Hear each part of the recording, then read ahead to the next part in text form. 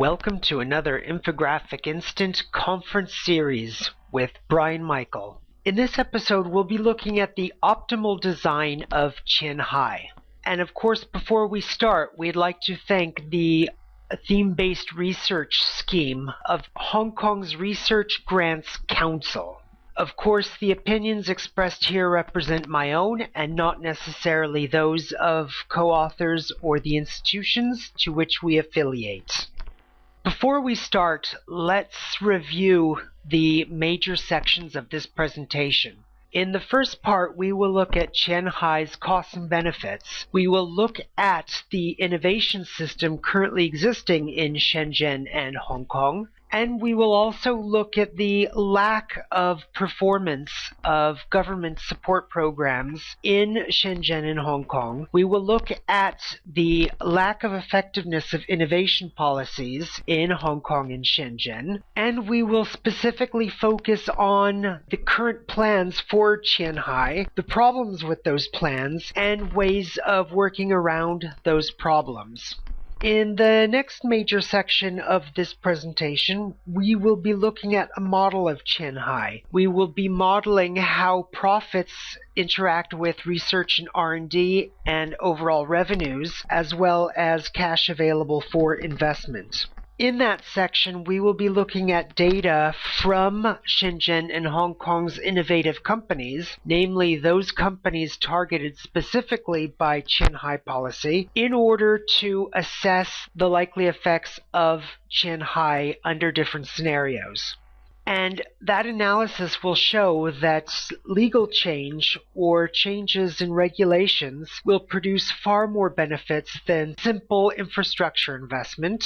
We will show that legal change will more than make up for any costs incurred, either politically or economically. We will show how relatively radical legal change can expand Hong Kong and Shenzhen as international financial centers, and we'll show how legal change, depending on the extent of this change, can produce 4 times growth in the low part of the estimate, up to 10 times growth in the higher part of the estimate. And the main results that we find in this presentation are that Qianhai is unlikely to produce any benefits as it is currently designed.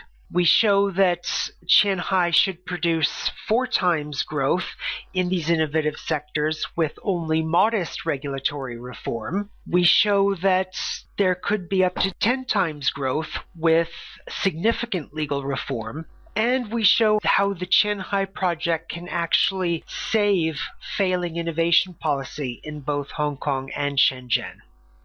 One of the innovations of this study relative to other studies is that we focus on innovation only because of its impacts on profits.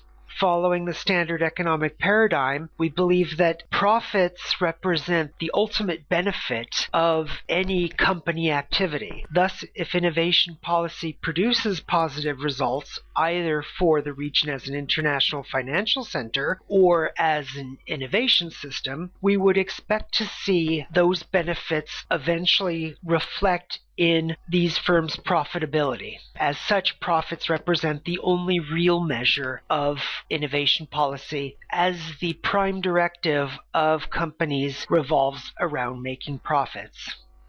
What is Qianhai? Numerous observers have written about Qianhai, reviewing what the project is, as well as some of the likely benefits from the project.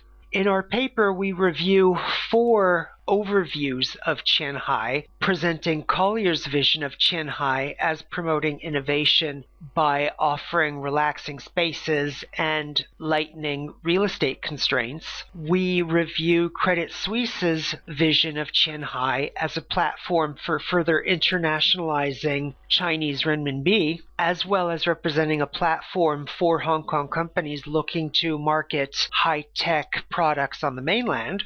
We reviewed Daiwa's vision of Qianhai as a logistics center, and Cushman Wakefield's view of Qianhai as basically a land extension of Hong Kong.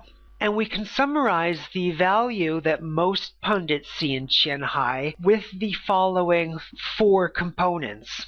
Most observers of Qianhai see the value of the project as easing financial constraints, attracting more investable funds, attracting technology companies in the same geographical place where they can learn from each other, a region where these high-tech companies can access China's very large market, and reducing costs minus the costs that these companies would incur from competing extensively with each other and with competitors in Shenzhen, in Hong Kong, and on the mainland. And as we'll show in the paper, Qianhai could represent much more than the real estate development that many people focus on in their discussions.